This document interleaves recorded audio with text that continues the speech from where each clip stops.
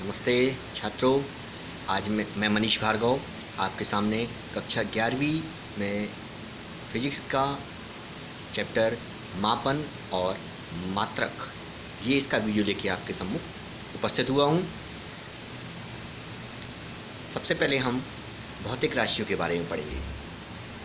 भौतिक राशियाँ क्या हैं? वे उन राशियों को हम भौतिक राशियाँ कहते हैं जिनका हम मापन कर सकते हैं।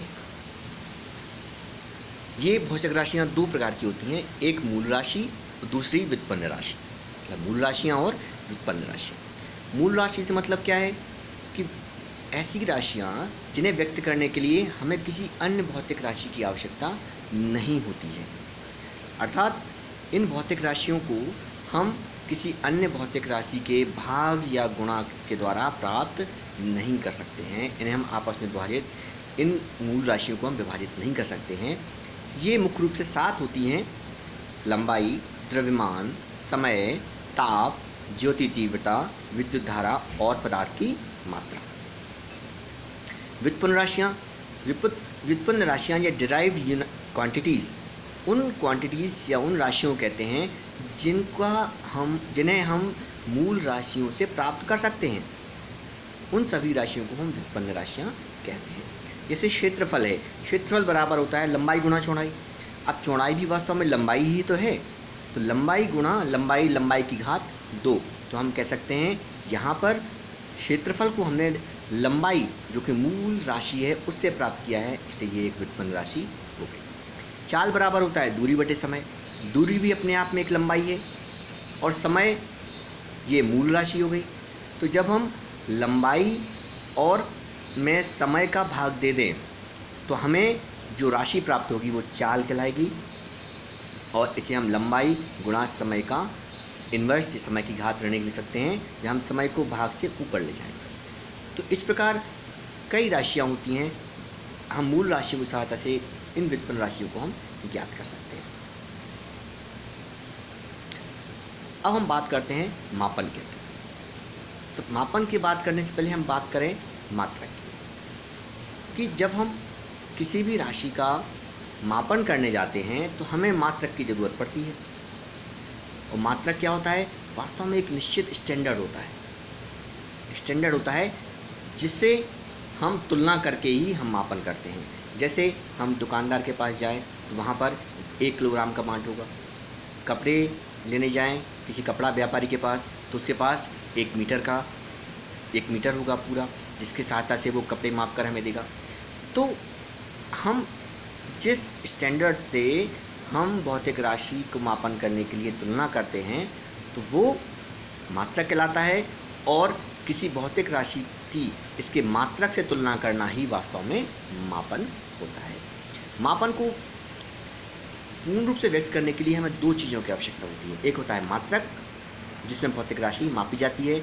जैसे वज़न की बात करें, द्रव्यमान की बात करें तो किलोग्राम बात करेंगे, और आंकिक मान कि वो कितने किलोग्राम है, 2 किलोग्राम है, 5 किलोग्राम है, 2 मीटर है, 3 मीटर है, तो ये हो जाएगा उसका आंकिक मान। छड़ की लंबाई जैसे मान लीजिए 5 मीटर है, तो इसका अर्थ ये यहाँ पे मात्रक क्या हुआ? मीटर, और आंकिक मान हुआ 5। अब हम देखते हैं मापन के मात्रक। तो वास्तव में भौतिक राशि को मापने के लिए एक निश्चित मात्रा को ही हम संदर्भ मानक मान लेते हैं, जिसे हम रेफरेंस स्टैंडर्ड कहते हैं। उसी रेफरेंस स्टैंडर्ड को हम मात्रक कहते हैं। इसकी हम परिभाषा इस प्रकार दे सकते हैं: किसी भौतिक राशि के मापन के लिए प्रयुक्त संदर्भ मानक को हम उस भौतिक राशि का मात्रक कहते हैं। इस प्रकार मापन का वास्तव में अर्थ क्या है कि भौतिक राशि की तुलना उसके मात्रक से करना। हम देखते हैं यहाँ पे मात्रकों की विशेषताएं। मात्रकों की विशेषताओं में पहले ही विशेषता आएगी या गुण कह सकते हैं कि वह सुपरिभाषित हो। सुपरिभाषित से मतलब क्या है? वेल डिफाइंड हो, अच्छी तरह से परिभाषित हो, स्पष्ट हो कि मात्रक कैसा होता है। दूसरा, वह उचित आकार या परिमाण का हो। मतलब उसका आकार ऐसा ना हो कि बहुत बड़ा हो, या उसका आकार ऐसा ना हो बहुत छोटा हो। जैसे हम 1 किलोग्राम का बांट है, उसको यदि हम बहुत बड़ा बना दें, या 1 मीटर उसको हम बहुत बड़ा मान लें, तो हमें परेशानी होगी मापन में। तो मात्रक जो है वो ना बहुत छोटा हो ना बहुत बड़ा हो, समय और स्थान के साथ उसमें परिवर्तन ना हो। ऐसा ना हो कि एक शहर से दूसरे शहर में जाएं, एक देश से दूसरे देश में जाएं तो वहाँ पर इसका मान परिवर्तन हो जाए, बदल जाए। मात्रक ऐसा हो कि उस पर ताप दाब का प्रभाव ना पड़े। ऐसा नहीं हो कि ताप बढ़ने पर उसका मान अलग हो जाए। वह सर्वमान्य हो। सर्वमान्य से मतलब हम देश विदेश कहीं पे भी जाएं तो वो सब जगह वो मान्य हो और उसे सभी स्थानों पर आसानी से पुनरुत्पादित किया जा सकता हो। ऐसा नहीं कि जो हम यहाँ पर ही उसको बना सकते हों, उसको हम किसी भी जगह पर जाएं, किसी भी देश में जाएं तो वहाँ पर भी उसको हम आसानी से उत्पन्न कर सकते हैं, उसको बना सकते हैं। जिस प्रकार राशियाँ दो प्रकार की होती हैं, मूल राशि और व्युत्पन्न राशियाँ, उसी प्रकार मात्रक भी दो प्रकार के होते हैं, मूल मात्रक और व्युत्पन्न मात्रक। तो मूल मात्रक क्या है? ऐसे मात्रकों को मूल मात्रक कहते हैं जो एक दूसरे से पूर्णतः स्वतंत्र हो। जैसे लंबाई है और समय है, दोनों मूल राशियां हैं।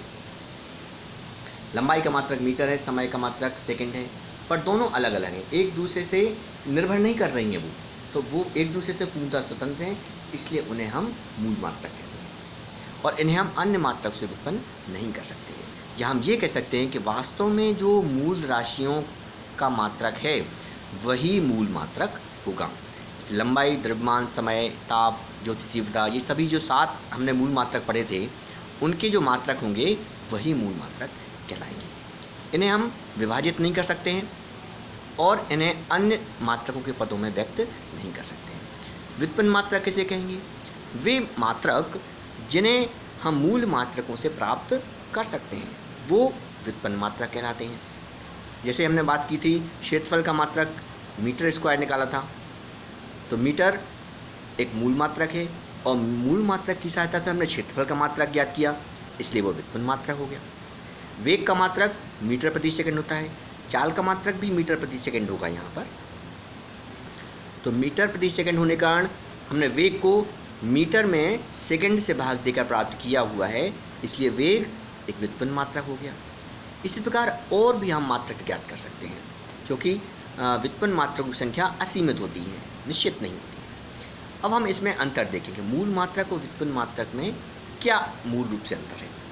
तो पहला अंतर, मूल राशियों के मात्रकों को ही हम मूल मात्रक कहते हैं और व्युत्पन्न मात्रक क्या होंगे कि व्युत्पन्न राशियों के मात्रक को हम व्युत्पन्न मात्रक कहेंगे। दूसरा अंतर जो परिभाषा में भी आया हुआ है कि मूल मात्रक एक दूसरे से स्वतंत्र होते हैं पूर्णतः, जबकि व्युत्पन्न मात्रक हैं वो मूल मात्रकों पर निर्भर करते हैं। एसआई एक पद्धति होती है, तो एसआई पद्धति में 7 मूल मात्रक होते हैं और 2 पूरक मूल मात्रक होते हैं, जबकि व्युत्पन्न मात्रकों की संख्या सीमित नहीं है, क्योंकि जितने प्रकार की राशियाँ मिलती जाएंगी हम उनको व्युत्पन्न राशियों से, मूल राशियों से प्राप्त व्युत्पन्न कर सकते हैं। अब हम देखते हैं मात्रकों की कुछ पद्धतियाँ होती हैं जो आपने, इनका नाम पहले भी आपने सुना होगा, हम उनके बारे में चर्चा कर लेते हैं यहाँ पर। कि पहली पद्धति होती है CGS। C से मतलब सेंटीमीटर, G से ग्राम, S से सेकंड। तो जब हम किसी भी राशि को सेंटीमीटर, ग्राम या सेकंड में मेज़र करेंगे, मापन करेंगे, तो वो CGS पद्धति कहलाएगी। इसे हम मैट्रिक पद्धति या दार्शनिक पद्धति भी कहते हैं। एक पद्धति होती है FPS, foot pound second. F से फुट, P से पाउंड, S से सेकंड। ये एक ब्रिटिश पद्धति है। तीसरी पद्धति होती है MKS। MKS पद्धति वास्तव में CGS पद्धति का ही एक बड़ा रूप है, उसका परिवर्तित रूप है। जहाँ पर C से सेंटीमीटर है, यहाँ पर M मीटर हो जाएगा। वहाँ G से ग्राम है, यहाँ पर K से किलोग्राम हो जाएगा, पर सेकंड दोनों जगह एक सा है।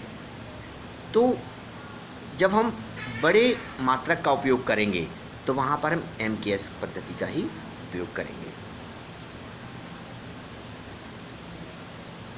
चौथी पद्धति आती है SI मात्रक। इसे हम कहते हैं इंटरनेशनल सिस्टम ऑफ यूनिट्स। ये एक अंतर्राष्ट्रीय पद्धति है और वास्तव में ये MKS पद्धति का परिवर्तित रूप है, इसका संशोधित रूप है, क्योंकि ये पद्धति जो है सार्वजनिक रूप से सर्वमान्य है और पूरे अंत विश्व में इस पद्धति को मान्यता प्राप्त है। इस पद्धति में 7 मूल मात्रक और 2 पूरक मात्रक होते हैं। इनको आप ध्यान से देखेंगे और इन्हें याद भी करना है। राशि, मात्रक का मान और संकेत। पहली राशि है लंबाई, इसका मात्रक मीटर और संकेत स्मॉल m। द्रव्यमान, मात्रक है इसका किलोग्राम, संकेत है kg किलोग्राम। इसके पश्चात हम बात करेंगे समय, सेकेंड स्मॉल s। ताप, मात्रक है केल्विन, केल्विन का कैपिटल K लिया हुआ है। विद्युत धारा एम्पियर, ये भी कैपिटल A लिया हुआ है। ज्योति तीव्रता का मात्रक कैंडेला है, इसे CD। पदार्थ की मात्रा मोल, इसे MOL। 2 पूरक मात्रक होते हैं, समतल कोण जिसे रेडियन है और RAD से प्रदर्शित करते हैं, और घन कोण स्टेरेडियन, इसे SR से प्रदर्शित करते हैं। यहाँ पर आपके दिमाग में ये बात आ रही होगी कि हमने केल्विन और एम्पियर दोनों को कैपिटल लेटर में ले रखा है। क्यों? क्योंकि दोनों ही मात्रक वैज्ञानिकों के नाम पर रखे गए हैं। केल्विन भी वैज्ञानिक हैं और एम्पियर भी वैज्ञानिक हैं, इसलिए उन्हें हम कैपिटल लेटर्स में लेंगे। तो इस प्रकार हमने इस पूरे चैप्टर में, इस पूरे पाठ में हमने जो अभी मापन और मात्रक को लिया हुआ है, इसके अंतर्गत हमने जो कुछ चीज़ें पढ़ी हैं उसके लिए हम इन प्रश्नों का हमने समावेश किया हुआ है। इन प्रश्नों के उत्तर हम इस पूरी वीडियो में आप प्राप्त कर सकते हैं। इन्हें आप देख लें ध्यान से।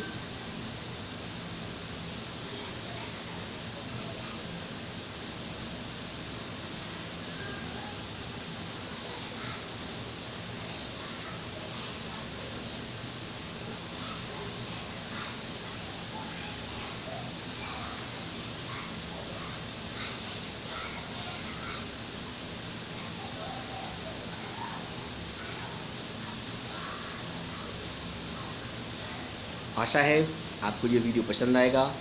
आप इन प्रश्नों के उत्तर इस वीडियो में ढूंढ सकते हैं। अगले वीडियो में हम अगला टॉपिक लेकर फिर उपस्थित होंगे। तब तक के लिए